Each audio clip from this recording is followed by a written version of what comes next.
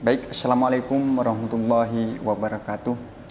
Kembali lagi bersama saya Irwan Hidayat di channel Rumah Institut. Pada kesempatan kali ini, seperti biasanya kita diskusi santai tentunya, berbicara isu-isu terkini, apalagi menjelang momen tahun politik di tahun 2024.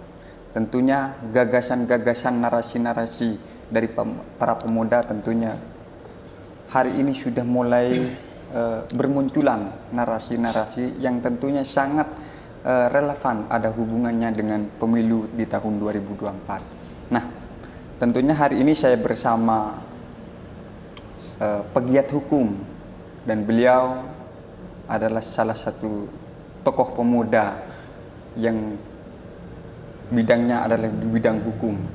Tentunya hari ini saya mendatangkan beliau untuk berbicara perihal tentang peradilan khusus pemilu, pentingkah? Kira-kira begitu, pentingkah? Nah, jadi tentunya kawan-kawan kita semua, tak kenal maka tak sayang. Terlebih dahulu saya perkenalkan, beliau adalah salah satu akademisi. Sapaan akrabnya adalah Bang Rano. Mungkin kawan-kawan sudah mengenal siapakah beliau dan tentunya para penonton di Rumah Institut. Jadi tak lupa kita sapa terlebih dahulu. Assalamualaikum Bang Rano. Waalaikumsalam warahmatullahi wabarakatuh. Bagaimana kabar Abang? Alhamdulillah. Alhamdulillah ya. Ya, Sehat walafiat tentunya ya Abang. Amin. Nah, dari sini kita mencoba diskusi santai sesuai apa yang saya angkat dari tema tentang podcast hari ini, Bang. Ya. Kita berbicara tentang peradilan khusus pemilu, pentingkah? Nah, kira-kira ini di dalam pandangan hal-hal ini kan sudah momentum menjelang tahun politik di tahun 2024. Tentunya para pemuda itu mempunyai narasi yang tentunya gagasan yang luar biasa. Artinya perlu wadah. Nah, saya kira ini adalah hal baru berbicara tentang peradilan khusus pemilu ini. Nah, kira-kira bagaimana menurut Abang selaku akademisi yang memang bidangnya hukum, mulai S1 hukum, S2 hukum, dan bahkan S3 hukum. Sementara semuanya calon doktornya sudah hukum ya. Insya Allah. Nah, tentunya ini gimana Bang? Kita apakah penting wadah ini bagi Abang? Monggo. Iya. Kalau misalnya kita lihat ya di dalam perspektif sejarah ketenagaraan, memang badan peradilan ya pemilu itu disebut sebagai sebuah badan peradilan khusus ya. Jadi kalau kita lihat misalnya ini dimulainya misalnya di Amerika Serikat. Jadi sejarah peradilan khusus itu dimulai dari sana. Cikal bakal berdirinya sebuah peradilan khusus itu merupakan satu momentum untuk melihat independensi ya, bagaimana penyelesaian baik itu berkaitan dengan soal kepemiluan, soal bisnis dan lainnya. Di Amerika Serikat itu pertama kali peradilan khusus itu dia muncul ketika menyelesaikan persoalan berkaitan dengan soal corporate dan persoalan bisnis. Nah, ini yang kemudian dia berkembang. Dalam kurun waktu itu berkembang sehingga dia masuk juga di dalam ranah kepemiluan. Ya, jadi orang menganggap bahwa supaya pemilu itu dia berlangsung fair, kemudian proses penyelesaian sengketa dan segala macam yang berkaitan dengan atribut kepemiluan itu dia berlangsung secara independen, melahirkan tidak hanya proseduralnya saja tapi substansi daripada pelaksanaan pemilu itu dia bisa berjalan dengan baik, maka dibutuhkan satu badan peradilan khusus. Misalnya disebut sebagai badan peradilan pemilu, yang tugas dan tupoksinya itu adalah tidak hanya menyelesaikan sengketa perselisihan hasil pemilu, tapi juga menyangkut dengan soal administrasi dan pelanggaran-pelanggaran pemilu lainnya di luar daripada pelanggaran pidana. Kira-kira seperti itu. Nah, mungkin sejauh ini dari mungkin kan penyelenggaraan pemilu atau pilkada bahkan pilpres Ya. legislatif maupun eksekutif itu kan sudah jauh hari, mulai dari tahun 45 kan. Iya. Nah mungkin sampai sejauh ini apakah sudah ada badan khususnya? Oh iya, untuk Indonesia sendiri memang kalau kita lihat dalam historikal ya pelaksanaan pemilu kita, baik pemilu maupun pilkada, memang saat ini hanya ada dua lembaga. Hanya ada dua lembaga yang diberikan tupoksi untuk menyelesaikan pelaksanaan pemilu, terutama soal penyelesaian sengketa hasil perselisihan pemilu ataupun pilkada. Sebelum ke Mahkamah Konstitusi, dulu itu penyelesaian misalnya di pilkada misalnya, penyelesaian perselisihan sengketa itu dimulai di Mahkamah Agung misalnya, di Mahkamah Agung. Nah, tapi seiring berkembangnya waktu, peralihan itu kemudian dilaksanakan oleh Mahkamah Konstitusi. Nah, kalau kita lihat di dalam konstitusi juga untuk penyelesaian sengketa pemilu itu diberikan kepada Mahkamah Agung. Mahkamah Konstitusi. Mahkamah Konstitusi. Ya, berdasarkan ketentuan pasal 24C. Salah satu kewenangan Mahkamah Konstitusi adalah menyelesaikan sengketa perselisihan hasil pemilihan umum. Jadi termasuk presiden dan wakil presiden, kemudian DPR, legislatif. Itu yang dilakukan. Jadi dua badan inilah yang diberikan kewenangan untuk menyelesaikan sengketa hasil pemilihan. Tetapi dalam perkembangan itu terjadi pergeseran, yang tadinya penyelesaian pilkada itu diserahkan kepada Mahkamah Agung, tetapi berubah dan dilimpahkan kepada Mahkamah Konstitusi. Jadi hari ini satu-satunya lembaga peradilan yang memutus hasil penyelesaian sengketa pemilihan, baik itu pemilihan kepala daerah maupun pemilihan umum, itu semua saat ini berada di bawah kewenangan Mahkamah Konstitusi. Ya. Jadi kalau ada semacam bermasalah sengketa pemilihan dalam artian pilkada, pilpres, itu nanti diatasi sesuai dengan wacana yang diinginkan oleh Abang Rano ini, peradilan khusus ya.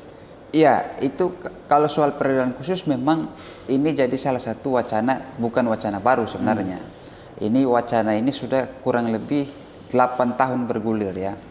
Pasca putusan Mahkamah Konstitusi nomor 97 tahun 2013. Waktu itu teman-teman Forum Kajian Hukum dan Konstitusi bersama BEM UI waktu itu menggugat ketentuan pasal 283C Undang-Undang Pemerintah Daerah ya, berkaitan dengan sengketa apakah pemilihan kepala daerah itu merupakan rejim pemilu atau bukan. Ya, dalam putusan itu, di dalam uji terhadap putusan itu, Mahkamah Konstitusi menilai bahwa pemilihan kepala daerah bukan merupakan rejim pemilu, tapi dia merupakan rejim tersendiri. Ya, substansi daripada amar putusan itu menyebutkan bahwa Mahkamah Konstitusi tidak berwenang untuk memutus sengketa hasil pemilu. Hasil pemilihan kepala daerah. Khusus untuk pemilihan kepala daerah. Iya bisa ya. Khusus untuk pemilihan kepala daerah, sehingga akhirnya di dalam putusan itu kemudian dielaborasi. Jadi hasil dari putusan itu dielaborasi bahwa Mahkamah Konstitusi meminta agar pembentuk undang-undang mengambil legal policy ya, kebijakan untuk melihat, karena Mahkamah Konstitusi sudah tidak berwenang mengadili pemilihan kepala daerah, secara otomatis perlu dibentuk satu peradilan khusus. Nah, ini cikal bakal wacana peradilan khusus itu kemudian mengemuka di dalam isu-isu hukum ketenagaran. Nah, itu yang terjadi. Kira-kira untuk ada apa yang menjadi gambaran ini yang kurang lebih sudah 8 bergulirnya waktu ya. Mungkin apakah ini urgen untuk dibutuhkan adanya peradilan khusus ini? Ya, kalau kita secara normatif ya, kita lihat dulu dalam pandangan normatif. Tentu ada urgensinya, apakah ini urgen relevan atau tidak. Kalau dalam kajian ketatanegaraan tentu ini relevan, karena pertama Mahkamah Konstitusi itu kan memutus sifat keputusan daripada Mahkamah Konstitusi adalah bersifat final and binding. Jadi tidak ada upaya hukum lainnya. Dia akan menjadi sebuah norma baru ketika hasil keputusan itu akan menjadi sebuah norma baru. Oleh sebab itu, ketika ini juga tidak dilaksanakan, maka justru juga akan nanti menjadi masalah. Karena ketetapan-ketetapan hukum itu kan bersifat final dan mengikat di dalam putusan Mahkamah Konstitusi itu. Sehingga upaya itu memang harus dilaksanakan bagaimanapun prosesnya. Dalam 8 tahun pergulatan wacana ini memang ada sempat ini mau dikelurkan untuk dikembalikan kepada Mahkamah Agung pada waktu itu.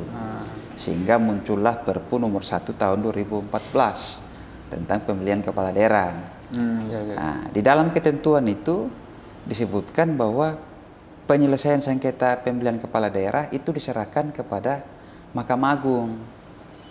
Tetapi Mahkamah Agung pada waktu itu beralasan bahwa karena tingkat beban perkara yang begitu besar di lingkup peradilan Mahkamah Agung, secara otomatis mereka tidak siap untuk menerima kewenangan ini.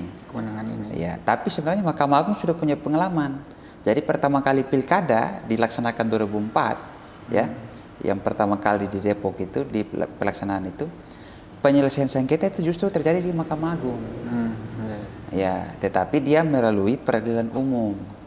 Ya, bukan melalui peradilan khusus sebagaimana yang hari ini orang banyak wacanakan. Nah, itu dia. Tetapi apakah peradilan khusus itu punya ruang untuk misalnya dibentuk di dalam sistem ketenagaan kita? Tentu ada. Peluang itu ada. Karena di dalam Undang-Undang Kekuasaan Kehakiman itu diberikan ruang untuk pembentukan peradilan khusus itu.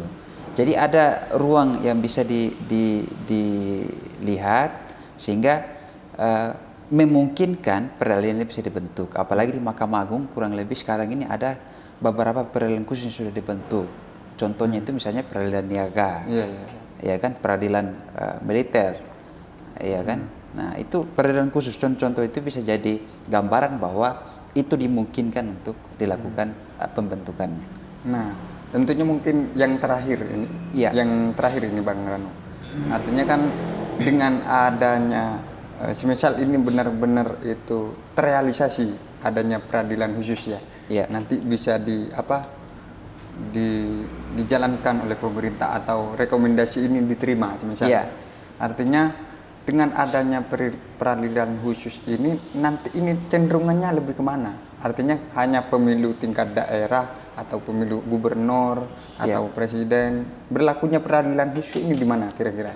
Ya, kalau wacana yang berkembang yang kita lihat ya, kalau khusus untuk peradilan pilkada, maka tentu ranahnya adalah soal penyelesaian perselisihan hasil pemilihan kepala daerah, ya kan?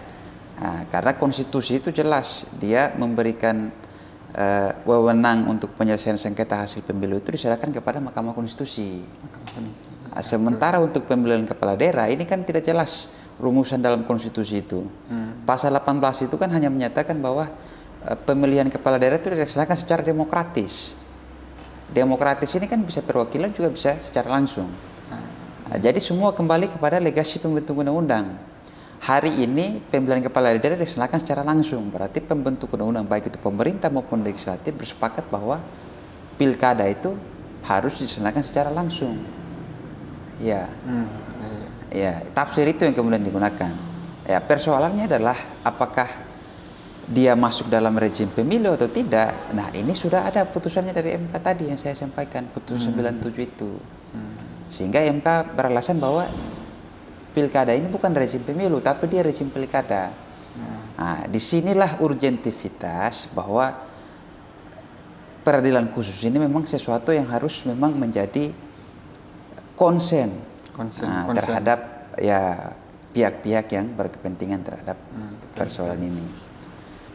kalau kita lihat lagi misalnya di berbagai negara, ada nggak negara yang misalnya punya peradilan khusus berkaitan dengan soal pemilu misalnya, ada tidak?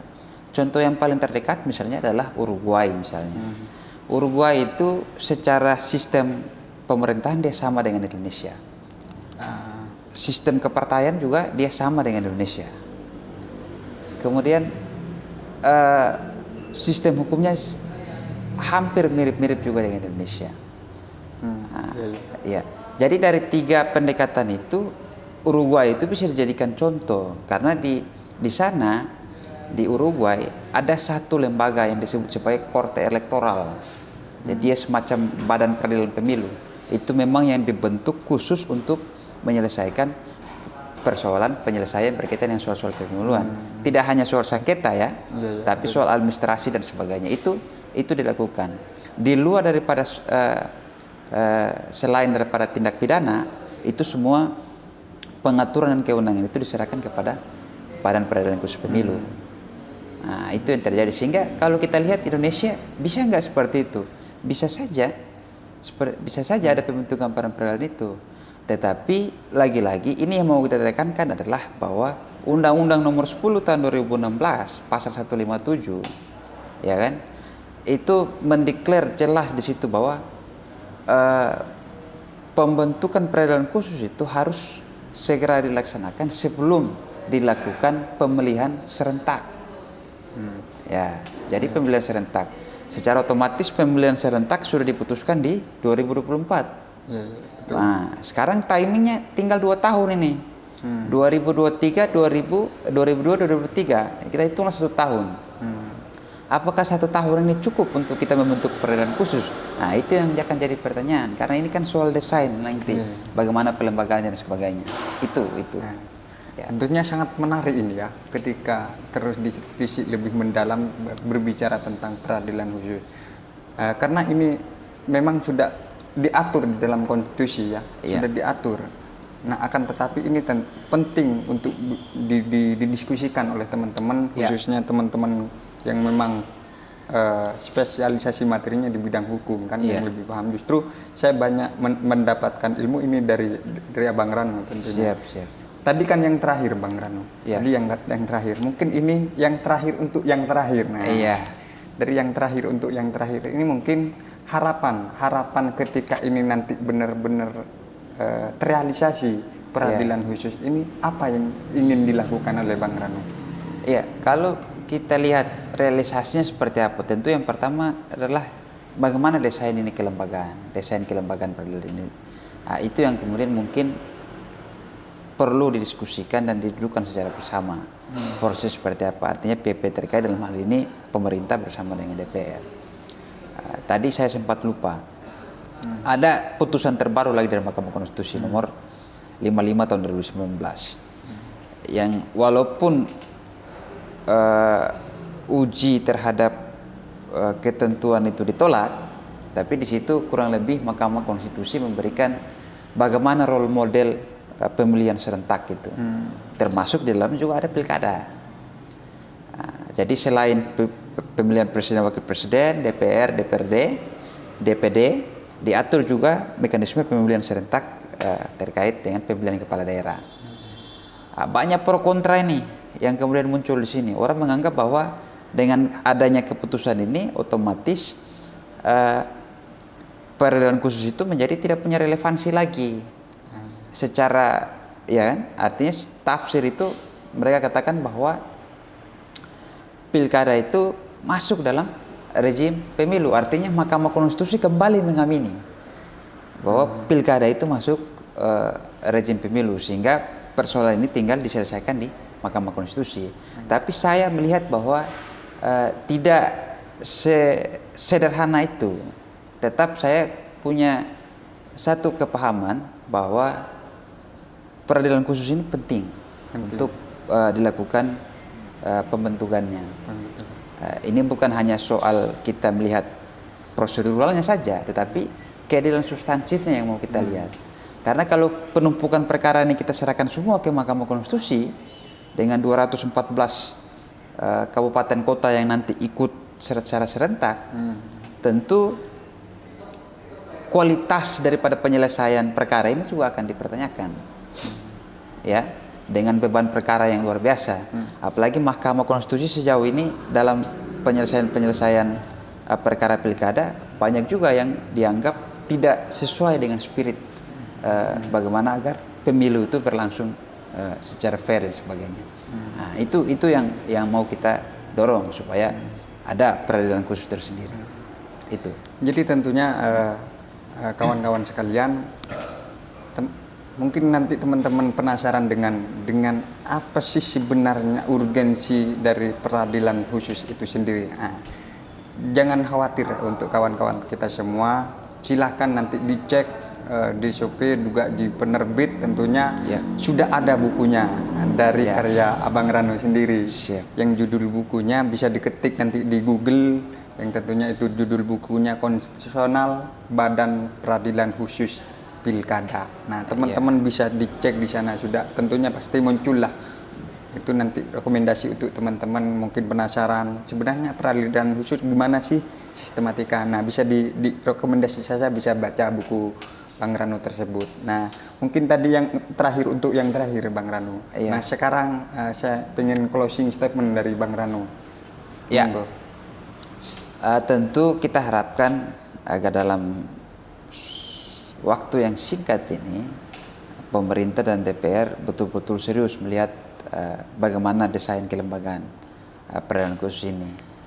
Kalau ini tidak dilakukan, ya bukan hanya berimplikasi normatif, tapi tentu juga akan berkaitan dengan spirit kepemiluan kita, fairness, bahwa karena pemilu itu kan bukan persoalan menang kalah, bukan siapa menang siapa yang kalah, tetapi keadilan, orang semua diletakkan dalam posisi yang sama, sehingga orang merasa bahwa saya